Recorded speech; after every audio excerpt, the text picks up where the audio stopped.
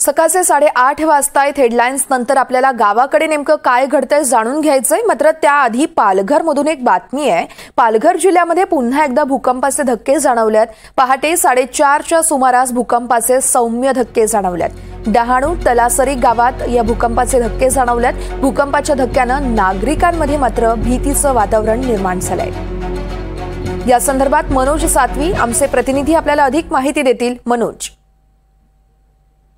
पालघर जिल्ह्यातल्या डहाणू आणि तलासरी या तालुक्यांमधल्या काही गावांमध्ये सकाळी पहाटे 4:35 सुमारास भूकंपाचे धक्के जाणवले आणि या धक्क्यांमुळे नागरिकांमध्ये भीतीचे वातावरण निर्माण झालेले होते। रिश्टर स्केलवर 3.7 अशी या धक्क्यांची नोंद करण्यात आलेली आहे। मात्र हे 2018 पासून पालघर जिल्ह्यामध्ये डहाणू आणि तलासरी तालुक्यात भूकंपाचे धक्के सातत्याने जाणवत आहेत आणि अशा धक्क्यांमुळे नागरिकांमध्ये भीतीचं वातावरण आहे।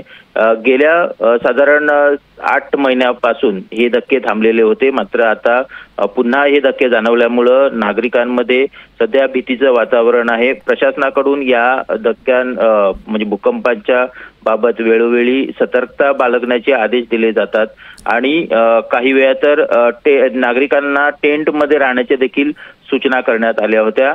सध्याचा जे धक्का आज बसलेला आहे त्यांची तीव्रता कमी असल्यामुळे कोणतीही जीवितहानी झालेली नाहीये किंवा मोठं नुकसान देखील झालेलं नाही। मात्र अशा सातत्याच्या या धक्क्यांमुळे नागरिकांमध्ये सध्या भीतीचं वातावरण निर्माण झालेलं आहे। मनोज, धन्यवाद तुम्ही दिलेल्या माहितीसाठी।